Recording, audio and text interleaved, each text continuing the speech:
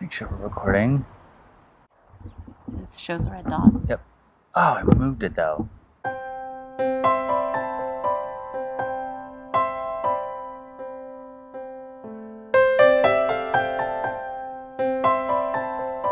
All right, I have a guest today. This is Sarah. You might see her more often. She's my roommate.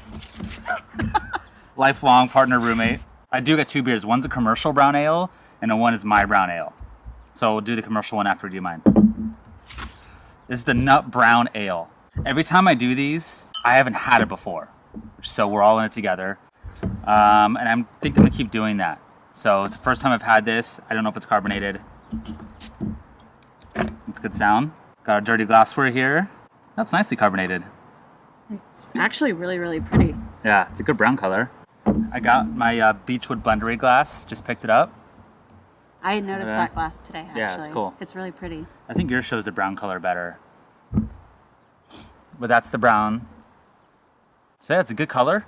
I thought it'd be darker, but I mean, it's solid. All right, so the recipe really quickly for this is, I'm gonna link the recipe below once I have it posted on my blog, brawlingthehops.com. 62% two-row, 18.7% wheat malt, 6.2% acid malt, 6.2% brown malt, 4.7% Crystal 40, and 1.7% Carafa 3. What's a Carafa 3? Carafa 3 is like a debittered husk, meaning like it's dehusked, so you're not going to get all the husks that contain like a roast malt.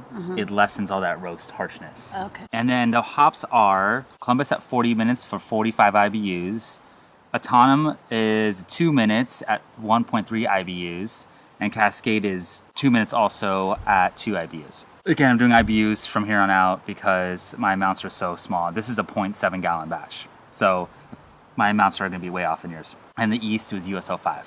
So here we go. Tasting.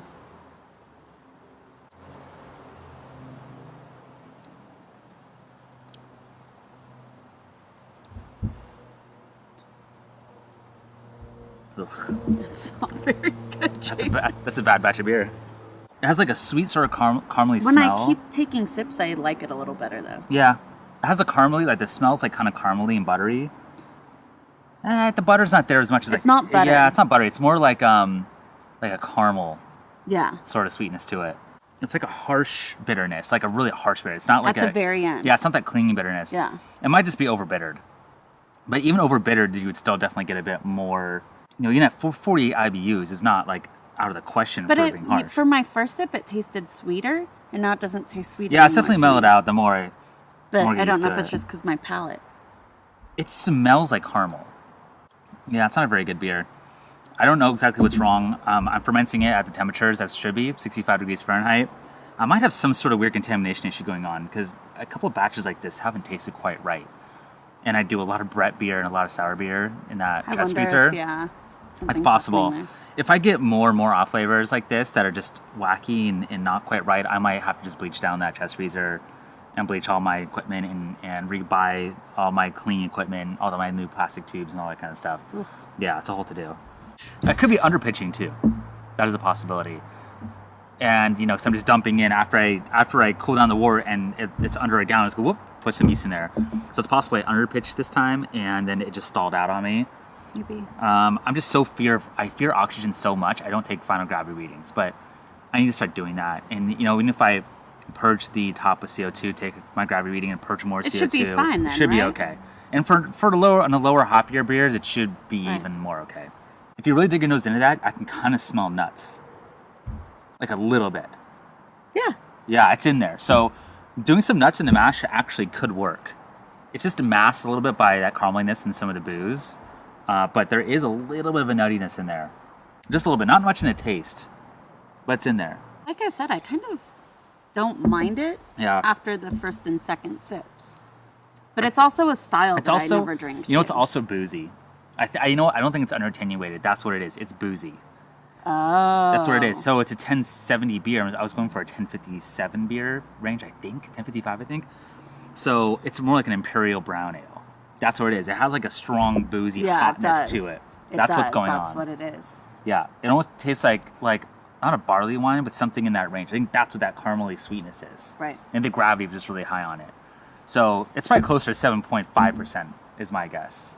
Oh, it's high. Potentially. How can you monitor your alcohol? Yeah. So how can you find out what your alcohol is? I can measure the sugars afterward, but I don't do it because of I fear hoppy, or because I fear oxidation. So you never really know where your alcohol is? I never know where I am. Yeah. That's crazy. Yeah. For IPAs, I will never take a gravity reading ever. Right. Because I do that. And I don't want if you end up with something closer to the double side, you don't care as much. No. But for my 1 gallon batches I'm doing, I should do it. It's just good brewing practice. So I kind of know where I'm at, and if it does stall out and my sugars are a lot higher, and I didn't go as low as I wanted to, then I can add more yeast. Right.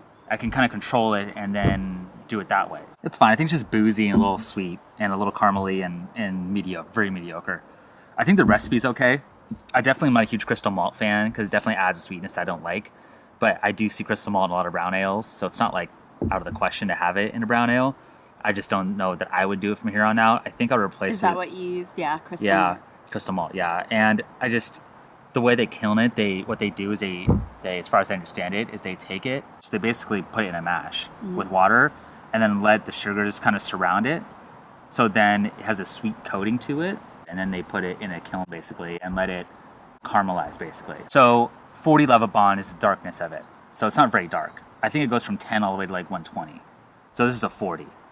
But I could replace that with something that wouldn't have that crystallizing method. They do it different ways where it's not necessarily crystallized. So that's it for this. I'm going to open a commercial one really quickly just to kind of compare it. We'll keep one of these out and compare. So this is a brown ale. This is from Inland Empire Brewery or Brewing.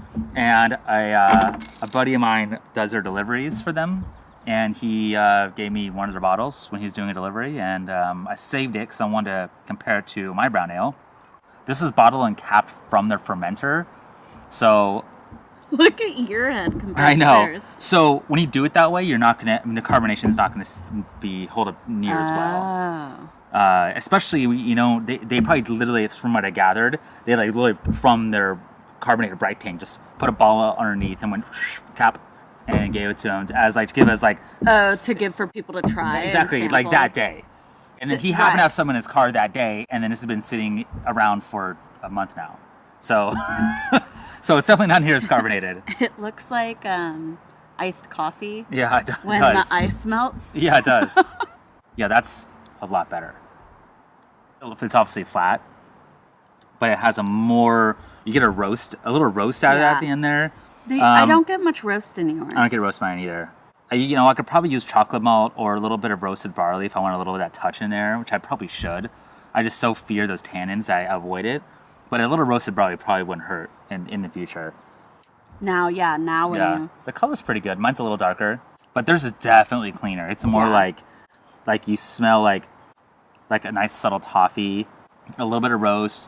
The bitterness it ends in a nice clean bitterness. I like the roasted part of this. Me too. I'm glad to open a commercial one next to mine because I think I would actually change that on mine next time. I much prefer the roasted nose on this. Yeah, I would do that. And I think it would probably, I have to look at the BJCP guide, but I think it would call for a little bit of that. I don't know though, but you should look at it. I might next time. I don't know. All right, so that's it. She might see her more often. You might not. We'll find out. Until the next brew video.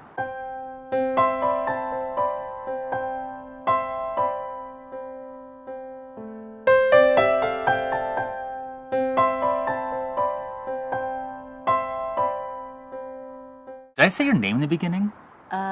You said this is my roommate, and that's it. I didn't say Sarah?